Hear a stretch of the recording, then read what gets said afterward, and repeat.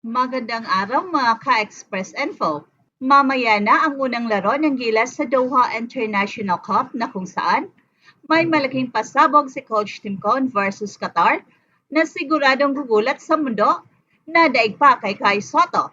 Pinalabas na ang final 13-man lineup ng Gilas Pilipinas para sa Doha International Cup, isang mahalagang torneo bilang bahagi ng kanilang paghahanda para sa final window ng FIBA Asia Cup 2025 qualifiers.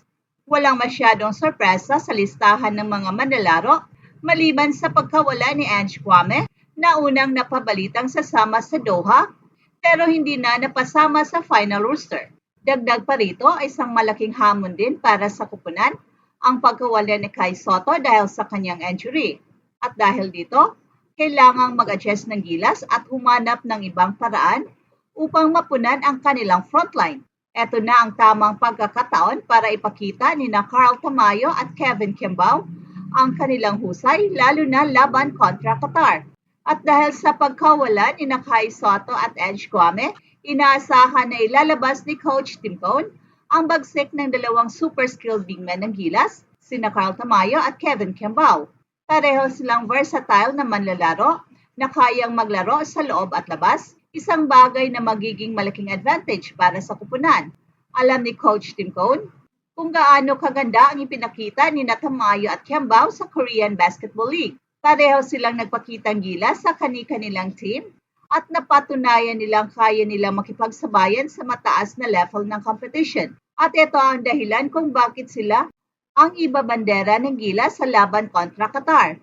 Hindi lang laki at skill set ang dala ni na Carl Tamayo at Kevin Kimbao, meron din silang mataas na basketball IQ na kayang umangkop sa sistema ni Coach Tim Cohn. Ang kanilang kakayahang magpasa, tumira mula sa labas, at dumepensa ay magbibigay ng maraming options para sa Gilas offense. Malaki ang papel nila sa magiging takbo ng kanilang laro. Pinangungunahan ng mga veterano at PBA MVPs na sina Junmar Fajardo at Scottie Thompson ang lineup ng Gilas. Kasama rin nila ang matagal ng national team stalwart na si Dwight Ramos na patuloy na nagpapakita ng husay sa international stage. Malaking papel ang kanilang gagampanan sa kupunan, lalo na pagdating sa leadership at experience sa international competitions. Kasama rin sa lineup ang resident naturalized player ng Gilas na si Justin Brownlee na kilala sa kanyang all-around game at pagiging clutch player sa mga crucial moments. Ang kanyang leadership at versatility ay magiging susi sa pagharap sa mga malalakas na kalaban. At bukod kina Kevin Kimbao at Carl Tamayo, kabilang din sa roster ang promising young talent na si Mason Amos. Ang kanyang presence sa frontcourt ay makakatulong sa depensa at opensa ng Gilas, lalo na sa ilalim ng ring. Si AJ Edo na kilala sa kanyang defensive presence at rim protection ay muling makakabalik sa national team matapos ang ilang injuries na kanyang pinagdaanan.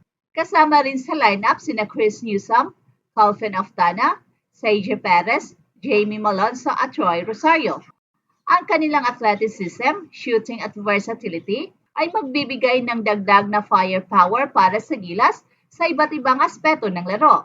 Mahalaga ang Doha International Cup para sa Gilas, hindi lamang bilang preparasyon, kundi bilang isang opportunity para sa coaching staff na makita ang tamang kombinasyon ng mga manlalaro bago ang final window ng qualifiers. Haharapin ng national team ang tatlong malalakas na kupunan, Qatar, Lebanon at Egypt. Ang torneo na ito ay gaganapin mula February 15 hanggang 17, ay magiging sukatan ng kahandaan ng Gilas bago sumabak sa mas mamibigat na laban sa qualifiers ng Asia Cup. Sa tatlong laban ng Gilas, asahan ang intense at high-level na basketball mula sa kanilang mga makakalaban.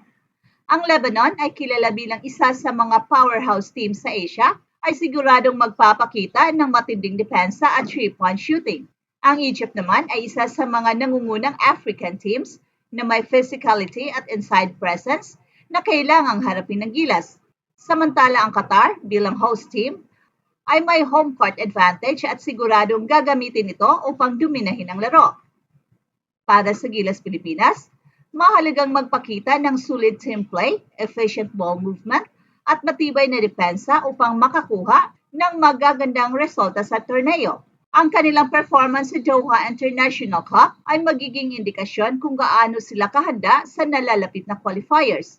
Well, sa kabila ng mga hamon tulad ng pagkawala ni Kai Sotto, nananatiling matatag ang Gilas Pilipinas sa kanilang misyon na maging competitive sa international stage. Ang 13-man lineup na ito ay binubuo ng mga veterano at young guns na may kakayahang ipaglaban ang bandila ng Pilipinas. Ang Doha International Cup ay isang magandang pagkakataon para sa kanila na patunayan ang kanilang kahandaan at mapaputi ang kanilang laro bago sumabak sa final window ng FIBA Asia Cup 2025 qualifiers. Sa suporta ng sambayan ng Pilipino, asahan natin ang isang pusong lumalaban na Gilas Pilipinas, handang harapin ang anumang hamon at ipakita ang tunay na galing ng Philippine basketball sa international scene. At ngayong gabi, haharapin ng Gilas Pilipinas ang kanilang unang laban sa Doha International Cup kontra Qatar. Sa kabila ng pagkawala ni Kai dahil sa kanyang ACL injury, may inaasahang malaking pasabog si Coach Tim Cone na tiyak na ikagugulat ng lahat. Ayon sa mga ulat, plano ni Coach Tim Cone na gamitin ang mga tune-up games sa Doha upang masubukan ang iba't ibang kombinasyon ng mga manlalaro at palakasin ang team chemistry. Isa sa mga strategies na maaaring gamitin ni Coach Tim Cone ay ang pagtuon sa inside-out play, kung saan ang opensa ay magsisimula sa loob bago ilabas ang mga shooters. Sa nakarang laban ng Gilas kontra New Zealand, epektibo ang ganitong estilo ng laro, lalo na sa presensya ni Junmar Fajardo at Kai Sotto. At sa pagkawala ni Kai, posibleng mag-adjust si Coach Tim Cone sa pamamagitan ng pagbibigay ng mas malaking responsibilidad kina AJ Edo at Jamie Malonzo na kapwa nagbabalik mula sa kanilang injury.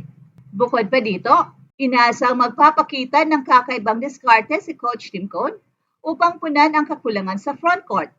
Maaring asahan ang mas mabilis na pacing ng laro at mas agresibong depensa upang makabawi sa pagkawala ng kanilang key big man. Ang mga pagbabago at adaptation na ito ay nagpapakita ng kakayahan ni Coach Tim na mag-adjust sa mga hamon at patuloy na magbigay ng sorpresa sa kanilang mga kalaban. Hey, hey, hey! Attention mga kapatrol! Get ready for an epic giveaway! Once Express Info hits 150k subscribers, one lucky winner will win the incredible Oppo Reno 11F 5G smartphone. Here's how to join. Step 1. Subscribe to Express Info right now. Step 2. Like this video. Then step 3. Comment anything good and positive about our idol Kai Sotto. Super easy. Just subscribe, like, and comment.